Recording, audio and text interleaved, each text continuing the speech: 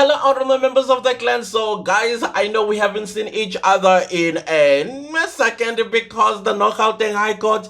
Well, you all know that Mr. Mgomezulu is still ill and he is recuperating at home from what I understand. And the court will resume on Monday, the 28th of October 2024. Can you guys believe it? We are in October and it's ending. It's ending. Did you just say Happy New Year just yesterday? What's going on? Is life running us to our, you know what I mean? No. Okay. Okay. I know. I'm just playing around right now. I like to be positive in a time like this when you know there's something that is concerning you, so that you do not focus on the negative aspect of it, but just focus on the positive aspect because I believe that positivity, it is what brings about the result you want to see. What you put out there, I strongly believe, guys, to be honest with you, it's like when I pray, I feel what I pray. And when I feel what I pray, I know that I'm emitting that energy of my prayer to God, and it's so that it gets into God's ear. And then I know that sometimes people struggle with faith. They're not quite sure how exactly to be faithful. Let me tell you guys, I'm not teaching you, I'm not telling you what to do, but for me, when I am being faithful about something, I put it out there and I forget about it. I don't expect results today, tomorrow, or even next week. The result might come even 3 years later. And then I'll be like, oh my goodness, I remember praying for this 3 years ago. That's how faith is supposed to work. It also needs to teach you to be patient, to persevere, as well as to endure. From how I understand how God works, He's impressed by perseverance. That's what I believe. If you really believe in what you are asking for, it must not be out of desperation, because if it's out of desperation, you are going to miss a lot of key moments in your journey of faith. Again, that is just me. So whenever I meditate or when I pray or when I am in deep thoughts, it is emitted with positivity so that the outcome is also positive. The feelings, the expectations, everything is positive, but I forget about it immediately after I have put it out there. Remember, from your mouth to God's ears, now you need to trust that it's gone to God's ears. That's just how I believe when I am in a situation. And I think I did share either on this channel or in another channel that I am not good with getting sick because I am not a sickly person. If I had to tell you how many times I've been in hospital, I don't think my 10 fingers will cover that. Simply because I just don't fall ill. The only time I remember falling really ill is when I had Cororo in 2020. And there was a time as well, I think my mom was trying to cleanse me, around this time of the year when you were little, especially I was a teenager at this time. I think I was around 14. My mom was cleaning or cleansing our detoxing. I think that's the correct word. She was detoxing us, and we had a choice of Brooklux, laxatives, and castor oil. Now, I don't like the taste of Brooklyn's. It's chocolatey, but there's something about it that I'm like, this is a scam. So I chose not to take the Brooklyn's, and I hated the castor oil. It just made me bring it everything up instead of keeping it down, unless I'm going to drink it using my nostrils. So they go straight to the esophagus down my my belly. However, it's the burping that was my problem. Now, I was like, I've never tried laxatives before. You know that green, the one in the green box with, I think, yellow writing written Lux? Yeah, that's the one. Man, I got so ill, my tongue turned black. We later found out that actually my mom was not supposed to give me laxative at 14 years old. That is why I got that ill. However, never slept in the hospital. The last time I slept in the hospital was the day I was born and discharged. That was it. Never have. Even though when I was a kid, all my friends used to wear okonkolo. the anchors on their hand, sometimes on their leg. And I always wanted that myself. I would drop myself from the tree. I would roll myself. I would climb on top of the roof of the house and jump in the hope that I break a bone or two, so that I can also wear a, what do you call this, an anchor. The things that my mom went through. If I had to show you my feet, in fact, my legs, the scars that I mean, I even have a scar. I don't know if it's here. Like, I was a problem child to that woman. So much so that even the neighborhood one point thought, lo uzoba mbulali. That's what they thought, because I was such a curious child, and I never let anything pass me without questioning it. That also includes asking myself, how does a fridge work? Where does this ice come from? And guess what Clancy's would do? Dismantle the fridge. But putting it back was a problem. Same goes with the television, same goes with the radio. My mom ended up just banning me from touching anything, including buying me toys, because the moment a toy does something, I ask myself, how are you able to do this? That's me. But I think I've shared this before, but if you are new, you're going to be hearing this for the first time. And it just goes on to this very day. I am a very, very curious person. And not only am I a curious person, but I'm also extremely open-minded person as well. Sometimes people even accuse me of being too liberal. And I'm like, but that is what is going on in my head. I can't control it. So if I feel this way, this is how I feel.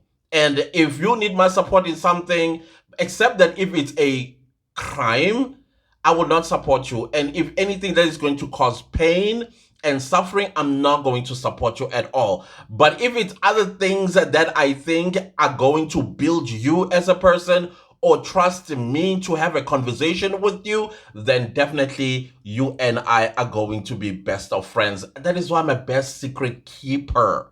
I mean, the secrets that I am taking down with me, you'll be shocked. Anyways, guys, I thought, let me come on here and just speak on something light instead of getting heavy and talking about something that obviously is sitting painfully in our hearts, and that is the Senzo Meyiwa deleting. And on Saturday, 10 years, guys, 10 years. Our criminal justice system should be ashamed of itself. And right now, our judiciary itself seems to also join the criminal justice system in being ashamed of not serving justice to the Meyiwas. And the part that really grinds my cheese is that the people that were in the house with Senzo Meyiwa, that was it, with Zandile Mtogo and Tumelo. That was it. I don't know if you've had a person in your family or yourself that may have been in trouble with the law before, and then it's your time to defend yourself, and then your lawyer advised you not to take the stand. That's usually not a good idea, I feel, when you are not going to take the stand, because to me, it sounds like you are hiding something. And I'm sure also to the court, it sounds like you are hiding something, and therefore, because you have not taken the opportunity given to you to defend yourself, and therefore the court then takes a decision to find you guilty, even though you would have explained yourself and said, listen, this what had happened to me at the time. I was going through this and going through that. And I'm not saying you make excuses. Sometimes it's important that you put your mindset on at the time when something happened. What was going on with you? I mean, I did share a story about my cousin sister who she had, I don't know, she still to this very day doesn't remember how it all happened. By the way, she's free with a slap on the wrist. Someday I'll talk about it. I forgot to update you guys. I'm sorry. So she got a slap on the wrist. But the thing is, her mindset was evaluated by psychologists, and the what do you call this? The signs show that indeed, when this was happening, she blacked out. She had no idea what was happening. The only time when she came back to, she saw her husband on the floor and was like, and then you, what's happening? Why are you there? In her her own hands did that. So that is why the court will come to a conclusion that this is defense, this is a good defense because she was not herself. She was not in her full faculties at the time when this happened. And she took the stand to say that I have no idea. While she is talking, she's also, the reality of it is coming back. And of course, tears through and through. They had to take multiple breaks just for her to take a deep breath and come back. And then I keep asking, how is it me? Is it really me who did that?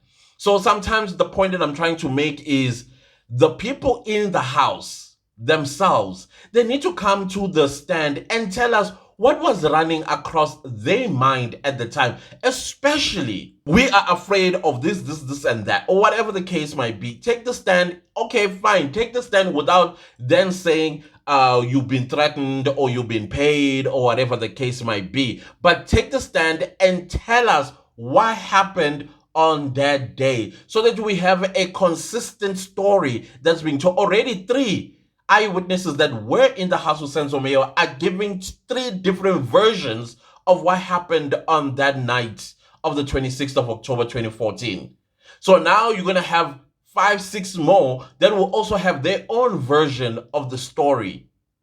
So that is why I believe that the state is hiding that, and that is why it's not going to call Kelly Khumalo, the mother, Mapiri, and everyone else that's supposed to take the stand. Why? Because there's already contradictions with the first 3 eyewitnesses. Can you imagine now with Kelly, who probably wants to clear her name right now because she is she's been accused of being the mastermind, the person that actually commissioned the deleting of Senzo Meyiwa because she wanted his money. And I'm not quite sure how that makes sense because Kelly Khumalo is or was not married to Senzo Meyiwa for her to delete him and then claim, unless she hijacked that marriage. Unless she hijacked that marriage, and by hijacking the marriage, maybe the marriage certificate that what's her name, Mandisa thinks she has, she's been removed and Kelly Khumalo's name has been put there. And that is why probably she was that confident that if I delete this one, I'm going to get all his pension or whatever it is that she's being accused of. These are all allegations coming from the lead investigator saying that it was Muzi Sibiya. It's quite funny because when he came in the trial, within the trial, it was as if it's him, Guinea, that came to that conclusion. But this time around, he says, no, it is Muzi who said that we were hired by Kelly Khumalo. I don't know. Everything is just happening in this case. It is crazy. But the point that I'm trying to make is, what is the state trying to hide by not calling the rest of the people that were in the house with Senzo Meyiwa, especially Longwe Twala? Because Longwe Twala has a lot to explain as far as I'm concerned. There were people stationed outside the house. One of them is the biggest Inkabi that is serving 6 life sentences. How did you pass him? How did you pass Muzi? How did you pass Ndanze is alleged to be in the house, but there's also Marco and Makimba in the house. Like, what all that nonsense that is going on in this trial. So I don't know. I know I digressed. Ngizocima khona manje kuningi.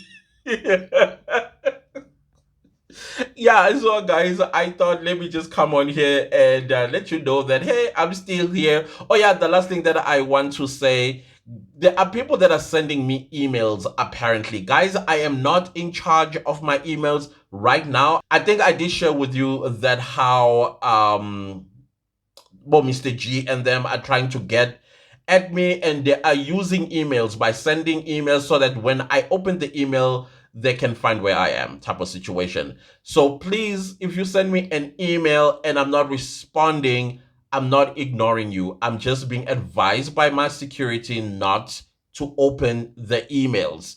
They can see because they're the ones who are in charge of that aspect of my life. And I'm sorry, up until all of this is over and all that stuff, I'm not going to be answering any emails at all. So I apologize in advance. Don't think that, oh, Clancy's, he doesn't answer our emails, da da da. I'm sorry. I'm just not. Oh, by the way, there is an email. It's a brand. this this one makes me laugh a little bit because I keep imagining the clan. Here I am promoting this particular product, and your eyes are like on the floor, like because it involves cloth toys. There's a specific toy that they want me to promote to you guys. It's a torso. I think it's for males rather than it is for women. It's a torso. Yeah, if you get what I mean. So I giggle every time when I am shown this email because they want me to promote it to you guys. I don't know how you feel about that. It's a cloth toy for males. They say if you read the email, it reduces cheating, it reduces the urge to basically to cheat. I don't know, but would you guys want me to come and promote that to you? It's funny. It's quite funny. So the security guys and I, we just laugh about it. Some is like, no, do it, and I'm like, because they will send it to me, that particular toy, and then I will unbox it and then review it to you guys. The question is, would they want me to use it first before I tell you? God. Guys, anyways, let's leave it here. Thank you all so much for listening to me this morning. And yeah, let's see each other a little bit later. And I don't know. I'm sure there are going to be developments that are going to be happening during the course of the week, especially now that we are approaching 10 years of Senzo Meyiwa's departure from this earth, unfortunately, in the most brutal way. And let's see what transpires. I shall see you next time. Please don't leave this video without liking, sharing, commenting, and subscribing. I love you guys. You know that. Goodbye.